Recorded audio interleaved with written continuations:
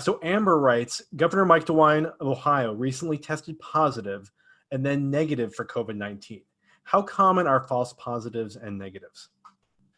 Well, thank you, Amber. I wish I knew. And what I mean by that is that um, today we still have a challenge with the tests that have been approved by the FDA for use. And which kind? Are they basically the antigen test, the more rapid detection test?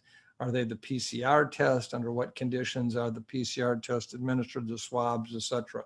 How is this done? And so at this point, I would say that the vast majority of PCR tests we're seeing today are actually quite reliable.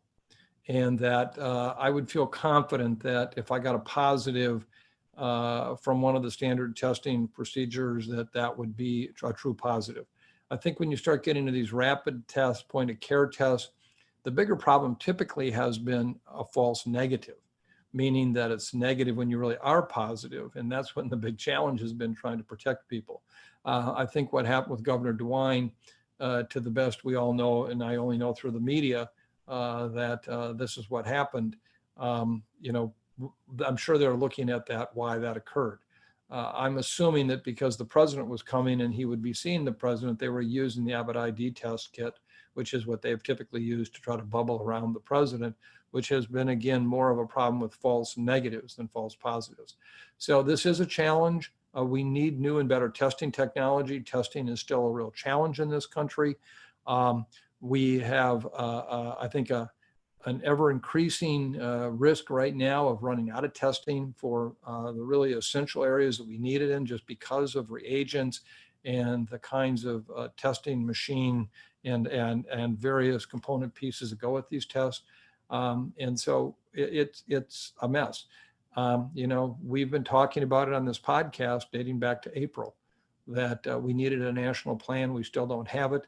We really need to understand what are the essential issues of testing, what are the component pieces, for example, manufacturing, how do we get these supply chains to fulfill this? When do we use what test where?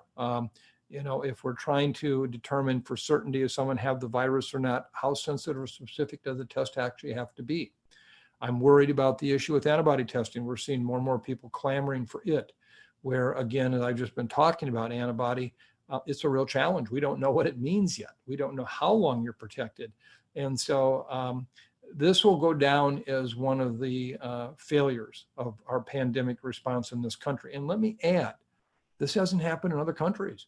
Other countries which have used more generic testing, meaning they didn't buy into one of the commercial test machines, et cetera, have actually done much better.